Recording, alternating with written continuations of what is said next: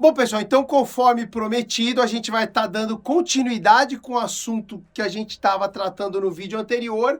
Por se tratar de um assunto extremamente complexo, é importante a gente explicar no detalhe. Então fica aí com a continuidade do nosso vídeo.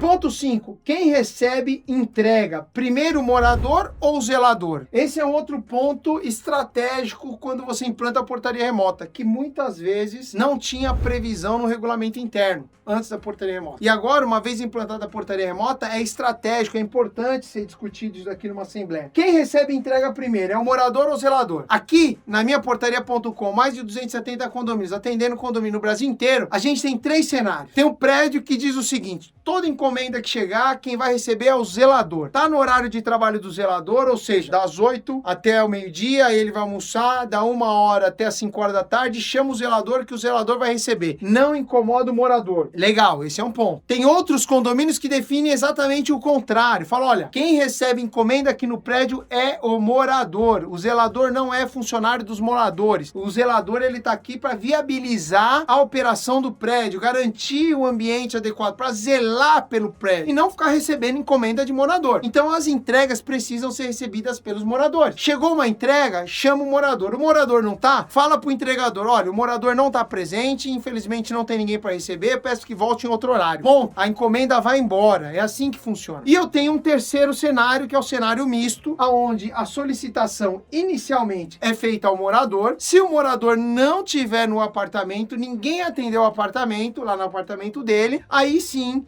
você chama o zelador. Então o zelador é a segunda opção. A primeira opção é o morador, a segunda opção é o zelador. Essas são as 3 formas como, em geral, são definidas os recebimentos de encomenda. Agora, a gente tem mais uma, que é o armário inteligente. Então, obviamente, quando você tem um armário inteligente, o entregador chega, a encomenda sendo de um tamanho ideal ou compatível com o armário inteligente, o entregador deposita essa encomenda no armário inteligente e o morador recebe a chave de acesso a essa porta. Vou deixar aqui uma playlist, um vídeo, que a gente mostra como funciona o armário inteligente, tá bom? Então essa é a quarta forma. Então isso precisa ser discutido, essa regra precisa ser definida antes, obviamente, no período ali da implantação da portaria remota. Quem recebe encomenda primeiro, morador ou zelador, tá legal? Outro item, regras de uso e disponibilização de chaves das áreas comuns. Então vamos lá, antigamente a chave da área comum da brinquedoteca, da biblioteca, lan house, do cinema, ou seja, a chave desses ambientes de área comum ficava na guarita e, obviamente, quando o morador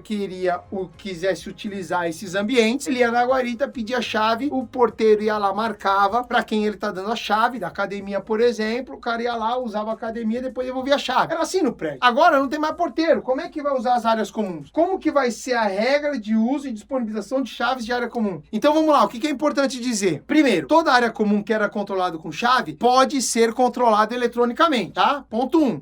Então vamos lá, academia só funciona até 10 da noite, não pode entrar criança menos de 12 anos desacompanhada. Bom, você põe lá isso daí na regra da biometria, criança menos de 12 anos não libera o acesso e 10 horas da noite já não libera mais o acesso de ninguém. Então você define isso no sistema de controle de acesso. Piscina, criança não entra. Adulto só até 10 horas da noite, antes das 10 horas da noite não entra. Sábado, domingo, não se usa esse ambiente, então dedo de ninguém funciona nesse período. Ou seja, quando você automatiza o acesso a esses ambientes, o sistema controla horário, regra, fluxo, quantidade de pessoas. Inclusive, o nosso aplicativo, o aplicativo da minhaportaria.com, ela reserva áreas comuns. Ah, eu quero reservar churrasqueira.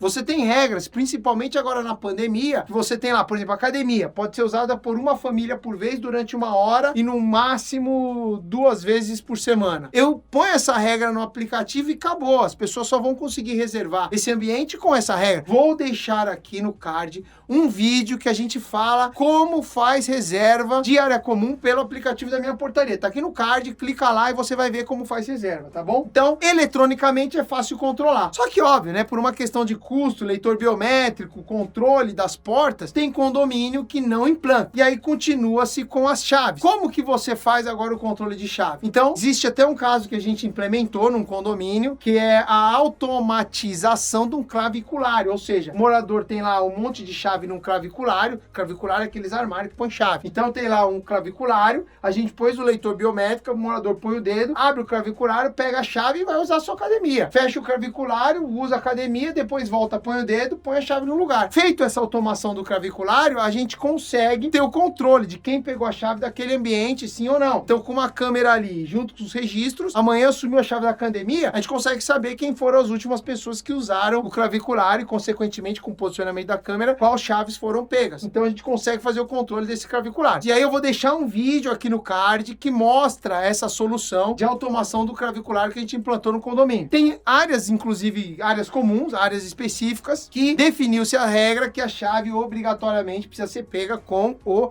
zelador. Então ele só funciona no horário que está o zelador, a brinquedoteca só funciona no horário que está o zelador e só o zelador tem a chave e precisa pegar com ele. Então é uma outra dinâmica que o condomínio se aplica. Mas é importante que isso esteja definido no regulamento interno para evitar conflitos. Ah, mas eu não posso usar a piscina, mas não posso usar a academia, também pago o condomínio. A conversa sempre permeia por esses contextos. Então, uma vez definida no regulamento interno, acabou. Isso precisa ser seguido. Outro item importante que precisa estar definido no regulamento interno é o horário do zelador. Qual que é o horário do zelador, né? Lembrando, a portaria remota, você acaba tirando os porteiros do posto, mas zelador, faxineiro, sempre vai ter um funcionário no prédio, a gente sempre orienta que tenha. Obviamente, não 24 horas, mas ali no horário de pico, no horário de operação, no horário de faxina, horário de limpeza, horário de manutenção geral, o zelador tá ali para dar esse apoio. Qual é o horário dele? Qual é o horário de almoço? Ah, o zelador é das 8 ao meio-dia, depois ele vai almoçar meio-dia e volta 2 horas da tarde. Beleza. Então, maravilha. Então,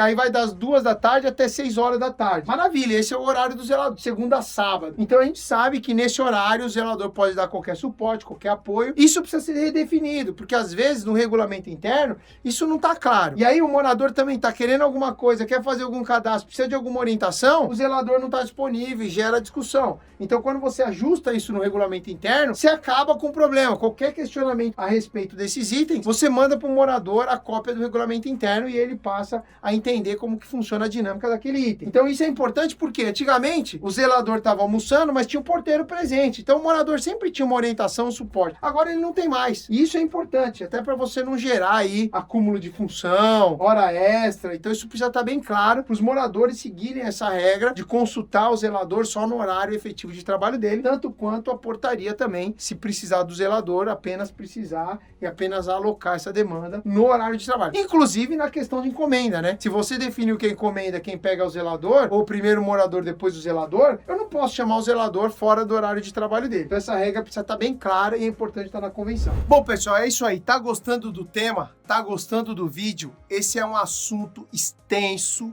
complexo. Então nós vamos dar uma pausa no vídeo e vamos começar ele no próximo vídeo. Então não perca o próximo vídeo e você vai ter a continuação desse assunto tão importante para uma operação de portaria remota. Tá legal? Te aguardo no próximo vídeo para a gente dar continuidade com esse assunto.